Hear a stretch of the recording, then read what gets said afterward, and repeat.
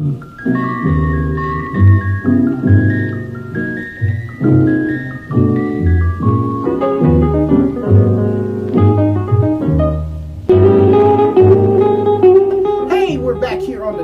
is Pat Freeman and my buddy Chris Stevenson. How you doing, Chris? What's going on, Patrick? Hey, we are here on a very special world holiday as we celebrate the memory, the legacy of Malcolm X, Hajj Malik El-Shabazz, probably one of the greatest leaders in the history of this nation. This man was said by Dr. John Henry Clark to be on the cutting edge of world leadership. What did Malcolm X mean to you, Chris, and what do you think is his true legacy at this stage, 2012? I think Malcolm X meant to me was uncompromising. You know, that was his principles, that was his stand. And even if his principles clashed, as the record shows, even with people he revered, even with people he loved and respected, and his mentor, it didn't stop there. Right. Okay, and you know, Malcolm will always remain a symbol of that. Even years after, decades after, with people even trying to disparage and demasculinize his image. You know, Malcolm, one of the greatest things that I admired about Malcolm was how he took a life that was going down a bad road and turned it around. He also exemplified the goodness and probably one of the greater points of the Nation of Islam. The Nation of Islam, during its time, had a knack for getting some of our worst and cleaning them up and straightening them out. And that was a great thing during that period of time. It was. But also, too, Malcolm became a principal person under attack by the United States government. Am I correct? Very true. What a lot of people don't realize is that Malcolm's family, the Little families, they were known back then, they were tracked for the longest time. And this had to do with Malcolm's father. Right. Earl Little. Earl Little was a member of the Garveyites. Yes. UNIA. UNIA. He was also a columnist. Yes. For a couple of journals, Black Papers down there, as well as I think the Freedom Journal or something. I forget the date. I don't want to be up here lying, but you know he did a lot of active work. Father was assassinated. Yes.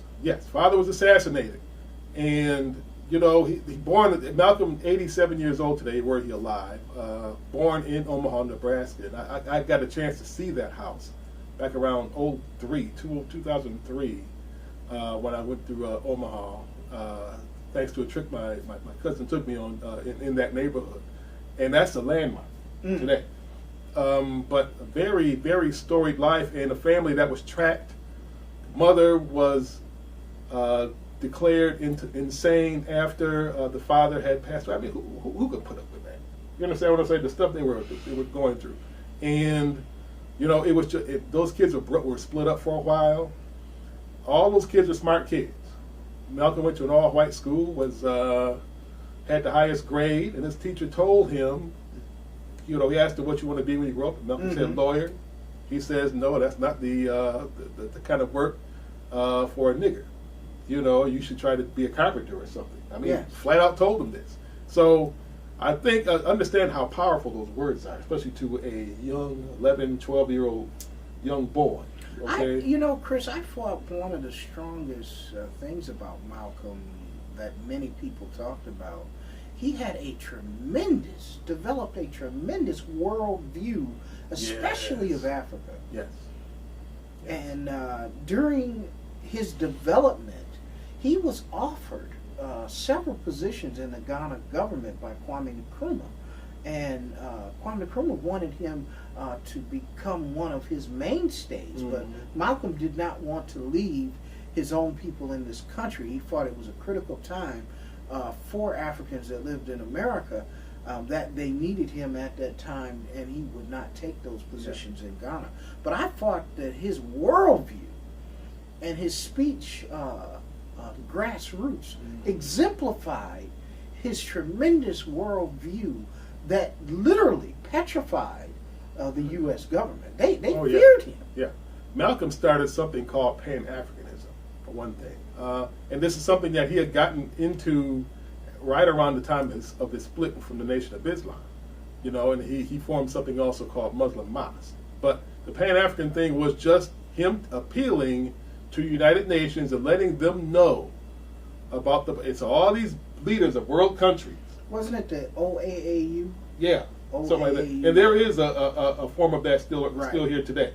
But he's the one that originated it. Yes. And they all got to hear from a black man. This is what, you know what I'm saying? This is what we're going through. Right. I'm letting you all know right now.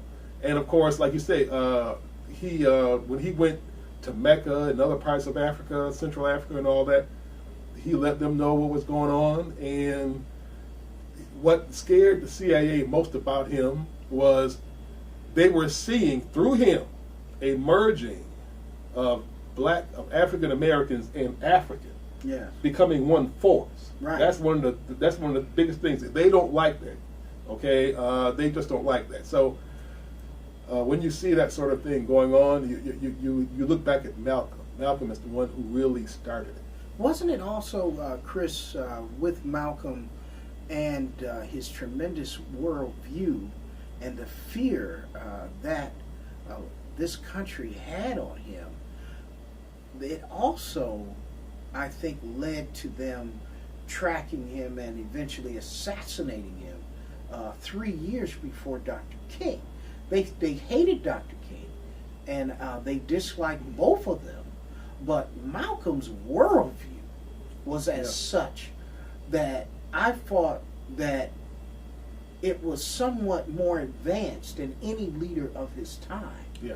And he was nurtured under Dr. Yosef Ben Yakin, Dr. John Henry Clark, tremendous historians that helped guide his worldview to probably the best of its day. Yeah. And his influence on the Panther Party and other organizations that came afterwards is a tribute to Malcolm X.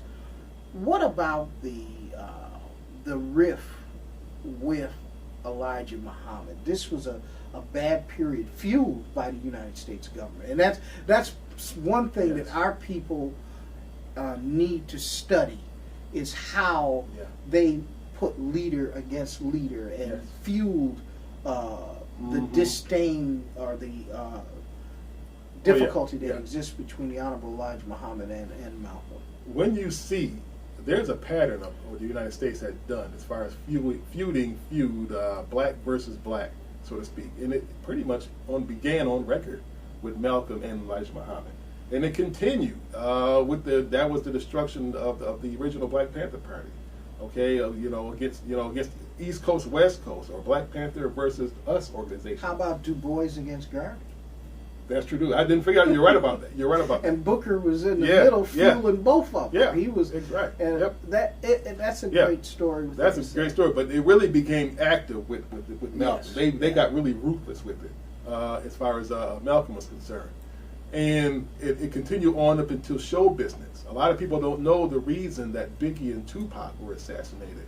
It wasn't because of a lot of people were outraged over Tupac's using the B word and the N word and all this, but Tupac came from Panther lineage, and he had formed Panther type groups, unbeknownst to a lot of people that he had a lot of followers, and people like Russell Simmons and what's the name, Rockefeller, what's that guy's name? Jay-Z. Jay-Z also, he was in it also, but the other guy that was also in it, these guys, they were all in it together. And on the other hand, Suge Knight was working for the CIA. Right. The Death Row Records was run by CIA and police and FBI people. So they were in there to cause division and death because they did not want to get, these leaders, and they're always looking for a messiah, a black messiah. It destabilized the hip hop movement because the hip hop movement was rooted. Yes. If you remember, at the beginning of the hip hop movement, what kind of hats were being worn? X-caps. X-caps, exactly. Africa's around your neck. The hip hop movement had become a reemergence of Malcolm's legacy. Yes. And they had to put a stop to it. Oh, yeah. So they created West Coast, East Coast gangster rap. Yeah. And they proliferated gangster rap and took away the funding from conscious rap. Yep. X-Clan went down. Arrested Development went down. And all of the great conscious rappers lost funding. You mentioned X-Clan. They tried to start a war between X-Clan and Public Enemy, but they were hip to it. They said, "Oh, you know, that ain't gonna work. No. That ain't going to work." Ain't working. So that's when they basically created gangster rap themselves, and then said, "We're going to do this." Suge Knight served two purposes.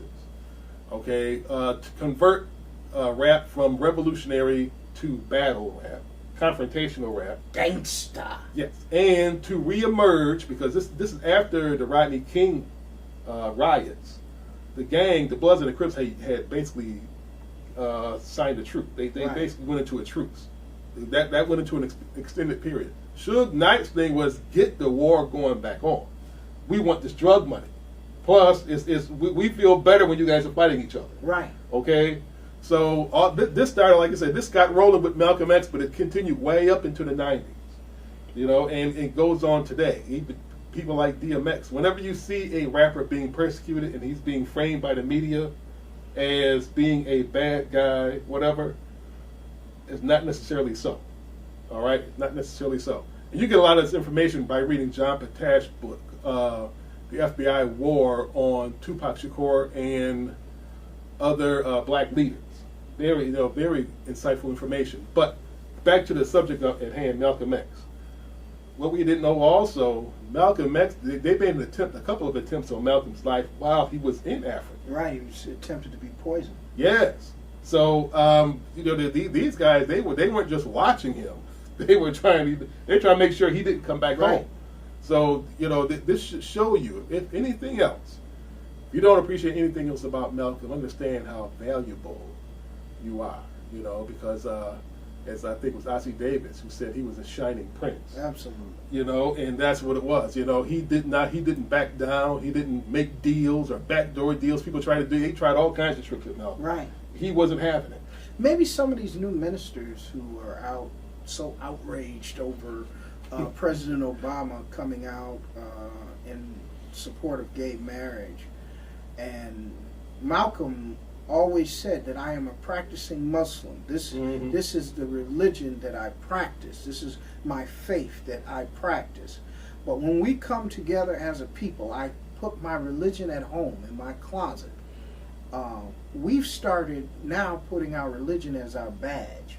And when we're dealing with government and community issues, and that causes division amongst us. Yeah. And that's something I think a lot of people need to listen to Malcolm, that all people need to be treated humanely in anything.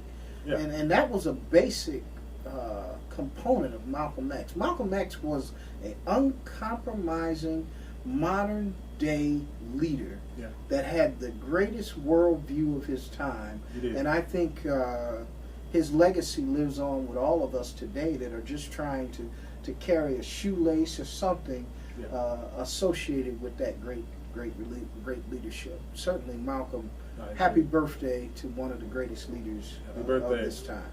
Hey, that's all for us here on the network. My buddy Chris Stevenson, give them your blog posts where people can get your articles and read the greatest blog on the internet. No doubt, thebuffalobullet.com, now on WordPress. Also, we're expanding our readership, and feel free to make your comments. Pat Freeman's article regarding the Buffalo Bills and our acquisition of our new quarterback, who he feels is going to be our new starting quarterback. Vince Young. That's what's going to be going on. We have other articles coming. Alberta Parrish, Charles M. Blow, Gloria Doolin Wilson, myself, all types of wonderful information, original type information from the greatest blog on the planet. You better believe it, thebuffalobullet.com. Hey, that's all for us here on the network. I'm Pat Freeman. This is Chris Stevenson. We're out.